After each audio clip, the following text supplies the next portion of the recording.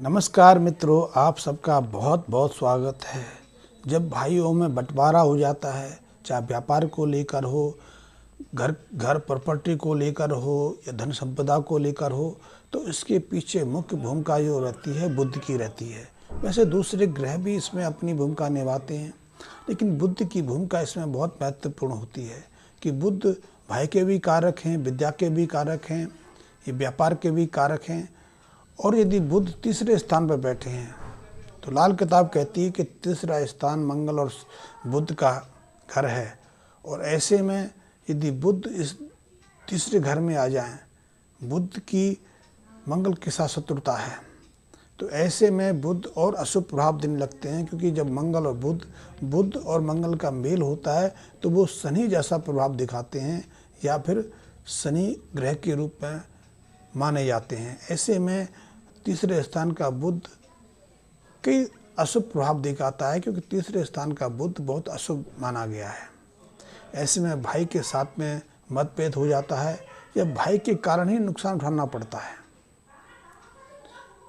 इससे व्यापार बढ़ जाते हैं तो तनाव रहता है। लेकिन एक चीज़ बहुत अच्छी है कि तीसरे बुध के कारण यदि ऐसा व्यक्ति मेडिकल के क्षेत्र में जाए, डॉक्टर बन जाए, तो उसको अच्छी यश की प्राप्ति होती है। अन्यथा तीसरे घर का जो बुध है, जातक के लिए विद्या के रूप में हो, व्यापार के रूप में हो या घर परिवार के सुख शांति के रूप में हो, प्राय अशुभ प्रभाव भी देता है। तीसरे स्थान का बुध जो है तीसरे स्थान से 9वें स्थान और 11वें स्थान को सीधा सीधा प्रभावित करता है। तो तीसरे स्थान का बुध तीसरे घर को तो प्रभावित करता ही करता है। तीसरे घर के जो सुख हैं उनसे तो उसको वंचित करता ही करता है। तीसरे स्थान पर बैठ के जब वो 9वें स्थान को प्रभावित करता है तो 9वां स्थान बाबा का भी रहता है और भाग का भी रहता है और धर्म का भी रहता है। तो व्यक्ति या तो धर्म का अपमान करने लगता है, मंदिर जाना छोड़ देता है, या फिर उसके पिता उसके दादा पर इसका असर पड़ता है। दादा और पुत्री के संबंध में कटुता आ जाती है, या फिर दादा के स्वास्थ्य को इससे प्रभावित होना पड़ता है। दादा के स्वास्थ्य पर इसका प्रतिकूल प्रभाव पड़ता है, या फिर भाग्य में उथल पुथल मच जाती है।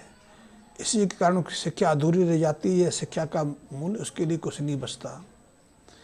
इसी तरह तीसरे स्थान का बुध लाभ भाव को यानी कि 11वें स्थान को प्रभावित भी करता है। इससे लाभ के जो स्रोत हैं उनमें अवरोध आ जाता है, लाभ में रुकावट आने लगती है, चाहे वो लाभ धन से संबंधित हो या जीवन के अन्य रूप में हो। तो ऐसे व्यक्ति अपने भाग्य से और लाभ से एक तरह से अलग हट जाता है। तो तीसरे स्थान का बुध जो है बहुत अशुभ प्रभाव देता है। लेकिन जो मेडिकल के क्षेत्र में है, चिकित्सक के रूप में काम करते हैं, उनके लिए बुध काफ़ी हद तक अच्छा प्रभाव देता है। तो तीसरे स्थान का बुध जो है व्यक्ति को स्वार्थी बना देता है, खुदगर्ज बना देता है, और उसके स्वार्थ को इस सीमा तक ले जाता है कि वो भाई से ही झगड़ा करने लग जाता है। यदि वो साझा व्यापार कर रहे हैं या पैतृक रूप से उनको कोई व्यापार मिला है, तो उसके बंटवारे की शुरुआत बुध की सक्रियता के साथ ही शुरू हो जाती है। जैसे ही तीसरे स्थान का बुध पुनः तीसरे स्थान में, चाहे वो वर्षफल के अनुसार आ जाए या गोचर के अनुसार आ जाए, उनमें विभाजन की शुरुआत हो जाती है। फिर उनका एक साथ काम करना, एक साथ व्यापार को चलाना बहुत मुश्किल हो जाता है। इसी के अलावा उनके घर में लेकर तनाव हो जाता है, वो विभाजन के पीछे पड़ जाते हैं। यहाँ तक कि कई बार ऐसी विषम स्थितियाँ बन जाती हैं कि वो एक दूसरे के खून के प्यासे बन जाते हैं, वो एक दूसरे को देखना तक नहीं चाहते। तो ऐसे में बुध को शुभ कर लेना, बुध के अशुभ प्रभाव से अपने को बचा लेना बहुत आवश्यक है, ताकि उनका व्यापार भी ठीक ठाक रहे। और यदि वो बंटवारा विभाजन जो होना है वो बिना लड़ाई झगड़े कलह के हो जाए, अन्यथा लड़ाई झगड़े में उनका व्यापार भी ठप हो जाता है, नुकसान भी उठाना पड़ता है और अन्य परेशानियों का सामना भी करना पड़ता है। ऐसे में यदि बुध अशुभ प्रभाव दे रहे हैं तो ऐसे जातकों को समय रहते कुछ उपाय कर लेना चाहिए। ऐसे जातकों के स्वास्थ्य पर भी कुछ ना कुछ प्रभाव पड़ता है। बुध उन्हें सांस संबंधी बीमारी दे देता है, या फिर त्वचा को ही उनके प्रभावित करता है, तो त्वचा संबंधी कुछ बीमारियों की शुरुआत हो जाती है। ऐसे व्यक्ति को जो डैंड्रफ या एलर्जी की समस्या काफ़ी हद तक रहती है। तो यदि आपको एलर्जी है, डैंड्रफ है, सांस की बीमारी है, तो ऐसे जातकों को एक तो यदि ऐसे कमरे मकान में रह रहे हैं जो इसका गेट दक्षिण द्वार में है, तो उस दक्षिण द्वार के मकान को छोड़ देना चाहिए, त्याग देना चाहिए, या फिर अपना निवास स्थान मकान के अंदर किसी दूसरे दिशा में बना लेना चाहिए। अन्यथा ये बीमारियां बढ़ती रहेंगी, पेचीदगी देंगी और जटिलताएं देंगी। पहली चीज़ तो ये। दूसरा, यदि भाई भाई में मतभेद शुरू हो गए हैं, विभाजन सहजता से नहीं हो पा रहा है, नित्य की लड़ाई झगड़ा शुरू हो गया है, तो ऐसे जातकों को सबसे पहले अपने घर का जो मुख्य दरवाज़ा है, उस मुख्य दरवाजे पर चांदी की पतरी से उसको कील देना चाहिए। चांदी की पतरी उसके चारों तरफ लगवा देनी चाहिए, ताकि बुध की अशुभता को कुछ हद तक शांत किया जाए। संभव तो यह है कि ऐसे दक्षिण मुखी मकान या दक्षिण मुखी कक्ष में रहना नहीं चाहिए, अन्यथा उनकी परेशानियां बढ़ती चली जाएंगी। ऐसे जातक नियमित रूप से सूर्य को जलांजलि दें।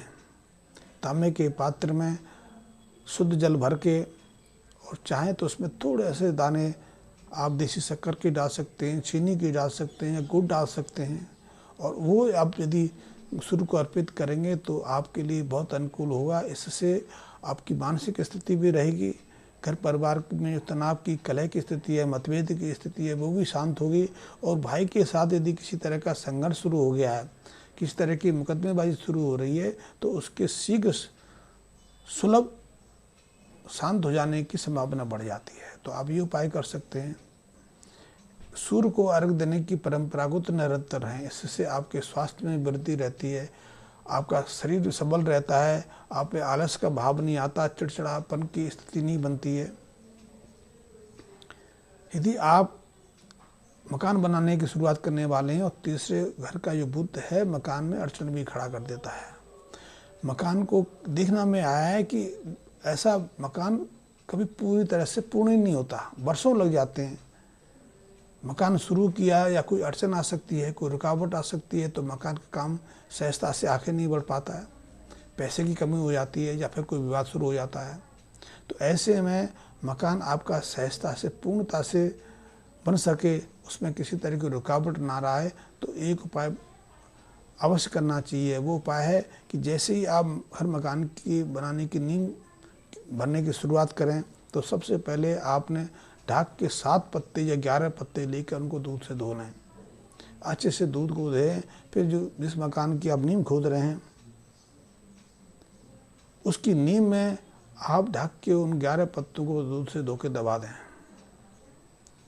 इससे आपके मकान में जो विघ्न बाधा की संभावना हो सकती थी, या फिर मकान अपूर्ण रह जाता, या फिर दूसरी कोई परेशानी आती, या फिर मकान बन जाने के बाद उसमें आपके सुख शांति में, समृद्धि में कोई खलल आ सकती थी, जैसे कि आ जाती हैं। तो बहुत बार देखा गया है कि व्यक्ति परिवार सहित अपने नए घर में प्रवेश करता है और उसी दिन से उसके जीवन में किसी न किसी दुख, किसी न किसी परेशानी की शुरुआत हो जाती है। बहुत बार तो देखा गया है कि घर में प्रवेश करते ही घर का कोई ना कोई सदस्य बीमार बना रहने लगता है, और बीमारी उसकी बढ़ती चली जाती है, या फिर जीवन साथी में से कोई ना कोई एक बीमार होकर संसार को छोड़ने पर मजबूर हो जाता है, या फिर नौकरी आदि पे खर्चा कोई प्रभाव आ जाता है, व्यापार में कोई ना कोई रुकावट आ जाती है, या फिर घर परिवार में ही विवाद की स्थिति बन जाती है। तो ऐसे में ऐसी विषम स्थिति पैदा ना हो, तो ये उपाय आपके लिए बहुत महत्वपूर्ण है। यदि आपके व्यापार में कुछ रुकावट आ रही है, या फिर आपको श्वास संबंधी कोई बीमारी शुरुआत हो गई है, या त्वचा पर स्पॉट आने लगे हैं, आपका स्वभाव व्यवहार सामान्य नहीं रहा है, आप में क्रोध या एकाएक गुस्से की भावना जोर पकड़ने लगी है, आप बात बात में दूसरों से लड़ने लगे हैं, इसका प्रभाव आपके परिवार के सुख में या आपके व्यापार में पड़ रहा है, या फिर नौकरी पर ही आपके व्यवहार का दुष्प्रभाव पड़ने लगा है, तो आपको नियमित रूप से काम करिए कि फिटकरी से आप दांत साफ करना शुरू कर दीजिए। 43 दिन करेंगे तो आपको उसका बहुत शुभ प्रभाव मिलेगा। 43 दिन होते होते आपके व्यवहार में बदलाव के साथ आपके जो ऑफिस में संबंध हैं, घर परिवार में संबंध हैं, या व्यापार में संबंध हैं जो टूट गए हैं, वो दोबारा सुधरने लगेंगे। आपके स्वास्थ्य में भी बहुत बदलाव आएगा। यदि आप श्वास से पीड़ित हैं, फेफड़ों में बार बार इन्फेक्शन होता रहता है, सांस लेने में कठिनाई आती है, या शरीर पर एलर्जिक समस्या शुरू हो गई है, दवाइयाँ खाते हैं, थोड़ा बहुत फ़र्क पड़ जाता है, लेकिन आपकी समस्या निरंतर बढ़ती जा रही है। कि बहुत लोग देखे गए हैं जिनको एक्जिमा हो जाता है, वर्षों तक चलता है, वो नियंत्रण नहीं होता, उसका प्रचार प्रसार बढ़ता चला जाता है, उसकी जटिलता बढ़ती चली जाती है। जैसे चमड़ी जैसे ऐसे बन जाती जैसे कि कछुए की जो पीठ होती है, पपड़ी जम जाती हैं, खारिश रहती है, काली पड़ जाती है। तो ऐसी समस्या के लिए आप कई तरह की दवाएं लेते हैं, कई तरह के उपचार कराते हैं, लेकिन उससे फ़ायदा नहीं मिलता, या शुरुआत में थोड़ा बहुत फ़ायदा मिल जाता है। तो ऐसी बीमारी से स्थायी रूप से मुक्ति पाने के लिए आपको बुद्ध संबंधी, जो मैंने कहा कि फिटकरी के दांत साफ करने चाहिए, या फिटकरी से जो बुद्ध से संबंधित चीज़ें उनका दान करना चाहिए। इससे आप त्वचा संबंधी ऐसी बीमारियों से अपने को बचा सकते हैं, सौंदर्य में वृद्धि कर सकते हैं।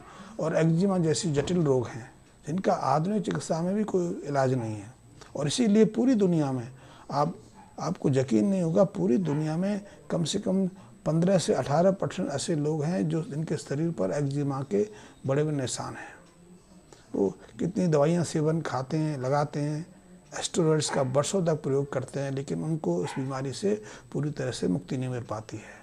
और एस्टेरॉइड्स रेगुलर लेने से उनके किडनी पर असर पड़ने लग जाता है, स्त्रियों के मासिक धर्म में परेशानी आ जाती है। तो उससे बचने के लिए आप बुद्ध के उपाय कर सकते हैं। तो बुद्ध का एक उपाय तो यही है कि फिटकरी से दांत साफ करते रहें।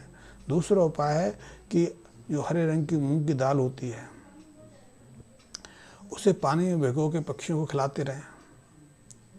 ये या फिर हरे रंग की मूंग की दाल आप शनि के मंदिर में जाकर शनि के जो तेल होता है, सरसों का तेल होता है, उसके साथ दान करते रहें। इससे बुद्ध की अशुभता काफ़ी हद तक शांत हो जाती है, बुद्ध अच्छे प्रभाव देने लगते हैं, और ये बीमारियां, ये जो कष्ट हैं आपके जीवन से तुरहित हो जाते हैं। तो ये घर परिवार को शांत करने के लिए भी, आपके मकान अधूरा ना रहे उसके लिए भी, आपकी बुद्धि सही रहे, आपकी शिक्षा में कोई अड़चन ना आवे, या व्यापार आपका फलता फूलता रहे, तो इसके लिए बुद्ध से संबंधित उपायों को करना आपके लिए बहुत महत्वपूर्ण है। धन्यवाद मित्रों।